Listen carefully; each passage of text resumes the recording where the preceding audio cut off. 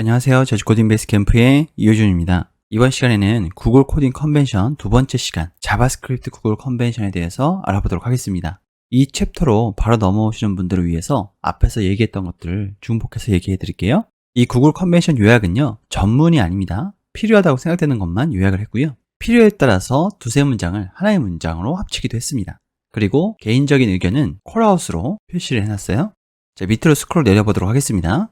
이 링크는 전문이고요. preferred way에 not recommend, recommend 이런 것들은 전부 다 bad나 good으로 표기를 했습니다. 자, 위로 한번 올라가 보시면 이렇게 중간중간에 번호가 빠져 있죠. 중요하다고 생각되는 것들만 가져왔어요. 자, 3.4 모듈입니다. 모듈 파일은 import 명령문을 사용해서 다른 ES 모듈 파일을 가져와야 한다고 되어 있습니다. 그리고 JS 확장자를 빼도 되죠. 그런데 선택사항이 아니라 항상 포함되어야 된다고 얘기하고 있습니다. 동일한 파일을 여러 번 가져오지 않고요. 기본 임포트에서 이름은 파일명에서 파생됩니다. 그리고 as 키워드를 사용할 때에 이름은 파일명의 lower camel case를 사용합니다. 그래서 file 1, file 2 이렇게 돼 있으면요. file 1, file 2 그래서 앞에는 소문자, 뒤에부터 camel case 이렇게 쓰시면 돼요. 그리고 as 키워드로 사용할 때에 이름을 변경해야 하는 경우 파일명 또는 경로를 참고합니다 라고 되어 있는데요. 이거는 파일명 참고한 거고요. 이것도 파일명 참고한 거죠. 이것도 파일명 참고한 거고요. 자, 밑에 있는 거는 경로명을 참고한 거예요. library and string. 그래서 libstring이라는 이름으로 가져왔고요. vector의 math 같은 경우에는 vector math이라는 이름으로 가져왔습니다. export from 명령문은 줄바꿈이 되지 않아야 하므로 80열 제한에서 예외됩니다라고 되어 있는데요. 이 80열 제한은 뭐냐면 한 줄에 80자 이상을 쓰지 않는 거를 얘기를 합니다. 그리고 export default를 사용해서 내보내지 말라고 되어 있죠. bad case와 good case 한번 보도록 하겠습니다. 자, 이런 식으로 export default에서 내보내지 말고 export에서 내보내라 또는 이런 식으로 내보내라 라고 되어 있습니다. 그리고 정적 메서드 속성이 있는 컨테이너 클래스나 객체를 내보내지 말라고 되어 있습니다. 이런 식으로요. static bar 라고 되어 있으면 내보내지 말라는 거죠. 대신 개별 상수와 함수를 내보내라 라고 하고 있습니다. 자, 중괄호입니다. 중괄호에서 모든 경우에 중괄호가 사용되어야 될 것 같지만 이런 경우에 중괄호 없이 사용할 수 있다라고 얘기하고 있어요. 자, 이거는 무조건 콘솔 로그 하이를 찍지 않습니다. 여기 false면 콘솔 로그 하이를 안 찍어요. 구글 컨벤션은 이것만 들어있고요. 이건 제가 작성한 겁니다. 그리고 비어있지 않은 코드 블럭에서 따르는 중괄호 법칙을 한번 살펴보도록 하겠습니다. 비어있는 경우에는 그냥 빈 채로 넣어도 되고요. 밑에 보시면 이런 식으로요. 비어있지 않은 경우에는 여는 중괄호 앞에서는 줄바꿈이 없고 여는 중괄호 뒤에서는 줄바꿈을 하고 닫는 중괄호 앞에서는 줄바꿈을 하고요. 명령문이나 함수, 클래스 또는 메서드를 종료하는 경우 닫는 중괄호 뒤에 줄바꿈을 합니다. 우리가 대부분 알고 있는 정보이죠. 중괄호 뒤에 else, catch, while 또는 컴마, 세미콜론 같은 경우에는 줄바꿈이 없어요. 그러니까 중괄호 뒤에 else문이 이렇게 왔다. 그러면 닫는 중괄호 뒤에 else가 개행하지 않고 이어서 써지는 경우입니다. 이것도 구글 컨벤션에 있는 건 아니고요. 구글 컨벤션에 이렇게 텍스트만 있습니다. 자, 빈 블럭, 이렇게 빈 블럭인 경우에는 중괄호 사이에 문자, 공백 또는 줄바꿈 없이 열린 후 즉시 닫을 수가 있습니다. 그리고 들여쓰기인데요. 들여쓰기는 2칸씩 증가합니다. 저희 회사에서는 물론 메인 프로젝트에서는 2칸씩 하고 있는데요. 일부 프로젝트에서는 들여쓰기를 4칸으로 진행하는 경우가 있어요. 파이썬 유저가 많은 경우 가독성을 위해서 선택을 하는 거죠. 그리고 스테이트먼트, 모든 문은 세미콜론으로 끝나야 합니다. 역시나 그런데 저희 회사에서는 일부 프로젝트에서요. 메인 프로젝트에서는 당연히 세미콜론이 들어가고요. 생산성 향상을 위해서 세미콜론을 작성하지 않는 프로젝트도 있습니다. 이거는 어디서 에러가 날 수 있는지 모두 인지하고 있는 상황에서 사용할 수가 있어요. 자, 다음은 열 제한입니다. 자바스크립트의 코드의 열 제한은 80자이고요. 한 줄에 80자 이상을 못 쓴다는 얘기죠. 자, 줄바꿈은 더 높은 구문 수준에서 중단하는 것을 선호합니다라고 되어 있습니다. 지금 여기는 최상위에서 개행을 하고 있죠. 근데 여기 보시면 calculator라는 함수 안에서 개행을 하고 있어요.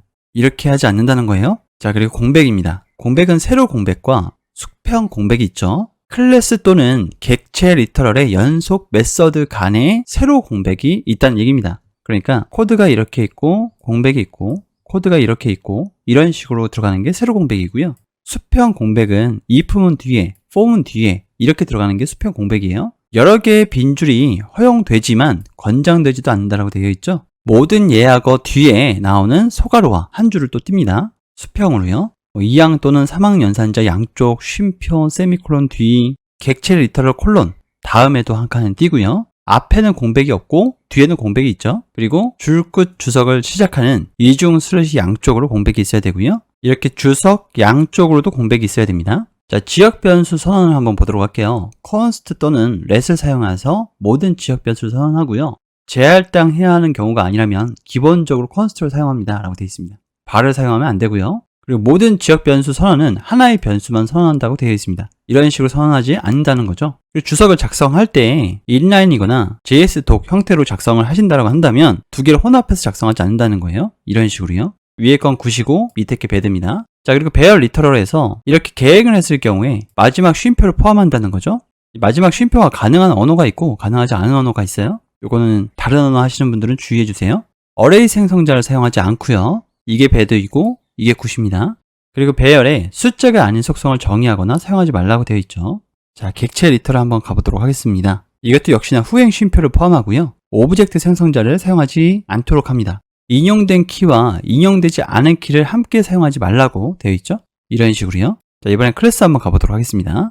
생성자는 선택사항이고요. 프로토타입을 직접 조작하지 말라고 되어 있고요. getter와 setter를 사용하지 말라고 되어 있습니다. 자, 이번엔 함수입니다. 중첩 함수의 경우 펑션 키워드보다 화살표 함수를 선호하고요. 콜백 호출에는 특히 유용합니다.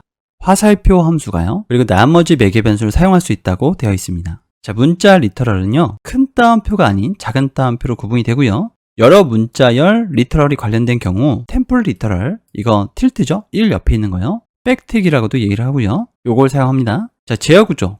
세 가지 종류의 for 루프 중 가능하면 for of 루프를 사용하는 것이 좋다라고 얘기하고 있어요. 이 for of 루프를 사용해야 되는 공간이 있고 이 for of 루프를 못 사용하는 것도 있죠. 오브젝트의 경우에는 for of가 안 됩니다. 그래서 for of를 사용하실 거면 오브젝트보다는 맵을 사용하셔야 돼요. 자, 빈 캐치에서 어떠한 조치도 취하지 않는 것이 적절하다고 한다면 적당한 이유를 써주셔야 되고요. 스위치 구문에서 각 스위치 블록 내에서 다음 그룹으로 계속 실행할 수 있다고 한다면 주석으로 표시를 해줘야 돼요. 지금 케이스 1, 2는요 3와 함께 실행이 되죠. 여기 브레이크가 없기 때문에 그렇습니다. 자, 그리고 this의 경우에는요 JS-doc에 명시적으로 at this가 선언된 함수에서만 this를 사용하라고 되어 있습니다. 이 this는요 회사 컨벤션으로 this가 특수한 경우가 아닌 경우에는 사용하지 않도록 하는 회사들도 많아요. 이는 this가 일관되게 실행되지 않기 때문입니다. 자, 동등성 검사는 엄격한 비교 연산자를 사용하라고 되어 있습니다. 등호 3개요.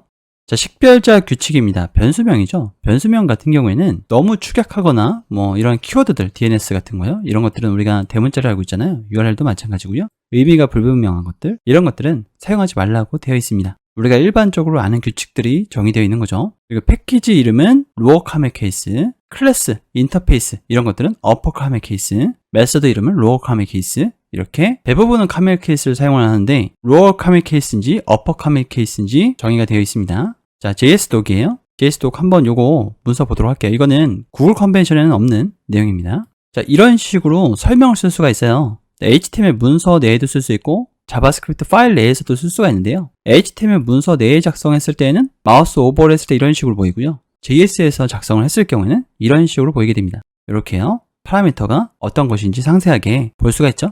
자, 파라미터가 이런 식으로 들어가게 됩니다. 파라미터가 어떤 타입인지, 그리고 이 파라미터가 어떤 역할을 하는지에 대한 주석이 들어가게 되고요. 함수에 대한 설명이 위에 들어가게 되죠. 자, 밑으로 쭉 내려가 보도록 할게요.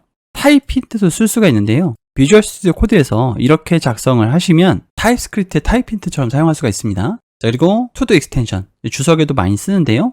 주석에 투도 이렇게 한다면 나중에 모아서 볼 수가 있습니다. 투도 트리 익스텐션 많이 사용하죠. 자, JS-doc의 기본 형식이고요. 마크다운은 작성이 되지만 필요한 경우 HTML을 포함할 수 있다고 되어 있고요. 줄바꿈된 블록 태그는 4개의 공백으로 들쓰기가 된다고 얘기하고 있습니다. 이렇게요. 클래스, 인터페이스 및 레코드는 설명 및 템플릿 변수, 구현의 인터페이스, 가시성 또는 기타 적절한 태그와 함께 문서화가 되어야 됩니다.